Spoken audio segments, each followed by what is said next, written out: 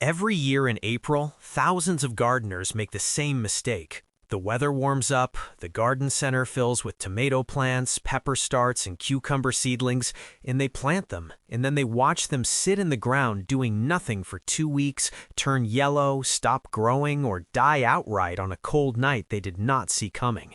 And they blame themselves.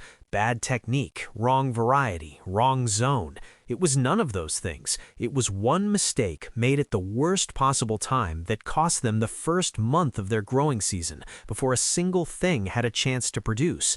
Here is what actually happened. Before we get into it, drop a comment right now and tell me what you are planning to plant this April. I read every one, and I will tell you exactly whether your timing is right or if you are about to make the mistake this whole video is about. The air temperature in April feels like spring. The soil temperature in April is still winter. Those are not the same thing, and your plants do not care which one feels right to you. Air warms fast. On a sunny April day, the temperature can climb to 65, 70, even 75 degrees and feel like summer is already here. The soil does not work that way. Soil is slow. It stores cold from the entire winter and releases it gradually over weeks. The surface warms first, but dig down 3 or 4 inches where the roots actually live, and that soil can still be in the low 40s on a day when you are standing outside in a short-sleeved shirt. That gap between what the air feels like and what the soil actually is, that is where the mistake lives. Warm season crops planted into cold soil do not establish. They stall. Roots stop functioning below certain temperatures. A tomato transplant in soil below 60 degrees will sit there doing nothing for weeks. A pepper planted into soil below 65 degrees can suffer growth problems that last the entire season, not just while it is cold, but permanently. A cucumber seed planted into soil below 60 degrees rots before it sprouts. Less than 2 hours of root exposure to cold soil is enough to cause damage that takes more than 8 hours to recover from. You are not getting an early harvest by planting warm season crops early into cold soil. You are getting a later one, or no harvest at all. Here is how you stop guessing and start knowing. A soil thermometer costs about $8 at any garden center. It looks like a metal probe attached to a round dial face, about the size of a large compass. Push the probe 3 to 4 inches straight into the soil, the depth where your roots will actually live, and read the number on the dial. Do this in the morning, not at midday. Midday readings are inflated by surface heat from direct sun and do not reflect what your roots will experience overnight when temperatures drop. Morning readings taken before 9 in the morning are honest. Here are the numbers that matter for every major warm season crop. Tomatoes need 60 degrees minimum before transplanting. 65 is better. Peppers need 65 degrees minimum. 70 is better. Cucumbers need 60 degrees minimum. Beans need 60 degrees minimum. Squash and melons need 65 degrees minimum. If your soil is below those numbers, those plants go back inside, not in the ground. Back inside. 1 week of patience now is worth 3 weeks of stalled plants later. Now here is the part that trips up experienced gardeners as much as beginners. The air temperature forecast is not the soil temperature forecast. A week of warm days in the air does not mean the soil has caught up. Soil temperature lags behind air temperature by days and sometimes by weeks, and how long that lag lasts depends entirely on what kind of soil you have. Clay soils warm the slowest. Clay holds water, and water resists temperature change. Heavy, wet clay soil in early April can still be in the low 40s on a day when the air hits 70 degrees. If you are gardening in clay and you have had a wet spring, add 2 to 3 extra weeks onto whatever timeline feels right before your warm season crops go in. Sandy soils warm the fastest. Sand drains quickly, dries out fast, and dry soil heats up much faster than wet soil. If you were in sandy soil, you will reach planting temperatures a week or 2 earlier than someone gardening in clay across town. Dark soils warm faster than pale soils because dark surfaces absorb more solar heat. Raised beds warm faster than in-ground beds because they're exposed to sunlight on all 4 sides. They drain faster and they hold less cold from the winter ground beneath them.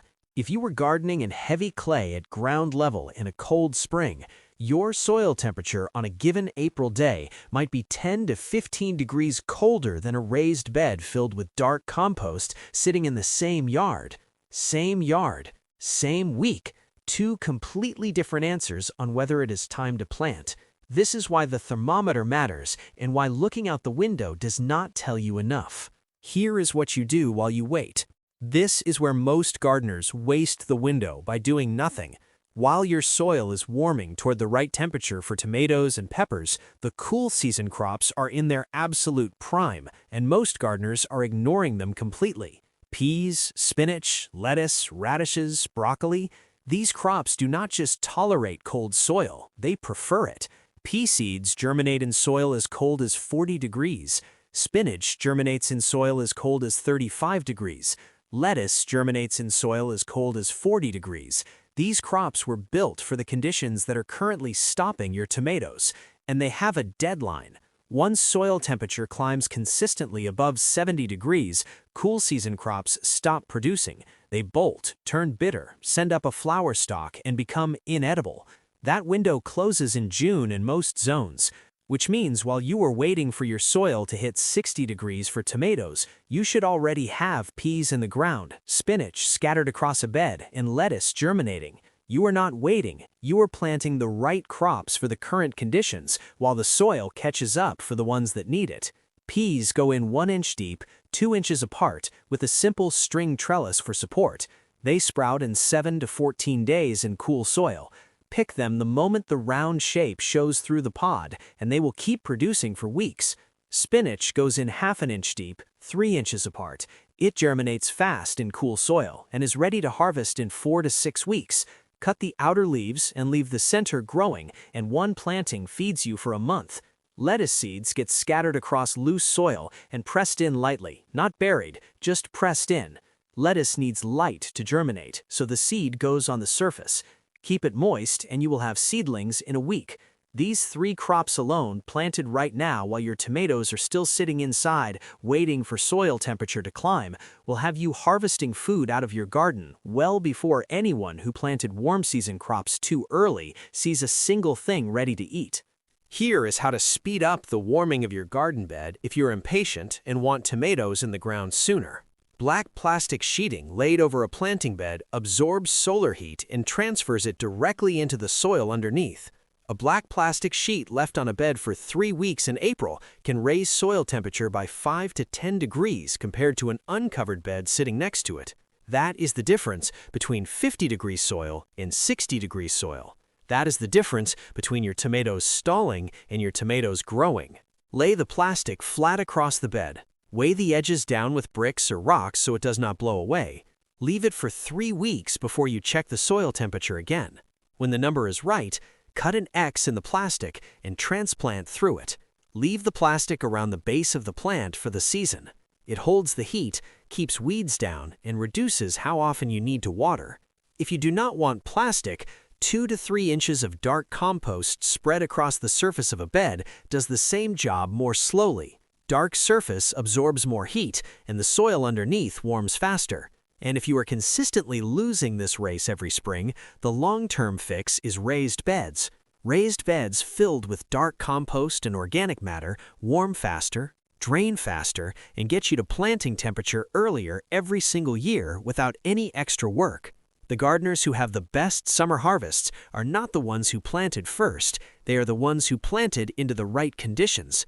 A tomato transplanted into 65-degree soil on the 25th of April will outperform a tomato transplanted into 48-degree soil on the 5th of April every single time. The second plant had a 3-week head start on the calendar. The first plant had a 3-week head start in the soil where it actually matters.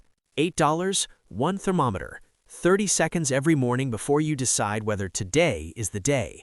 That is the difference between a summer garden that produces everything it should and one that sits there looking fine while quietly failing to deliver.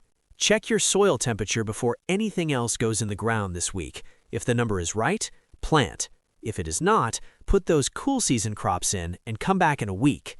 The next video on this channel tells you exactly what to plant instead. 7 crops you must get in the ground in April before the window closes for good. I'll see you over there.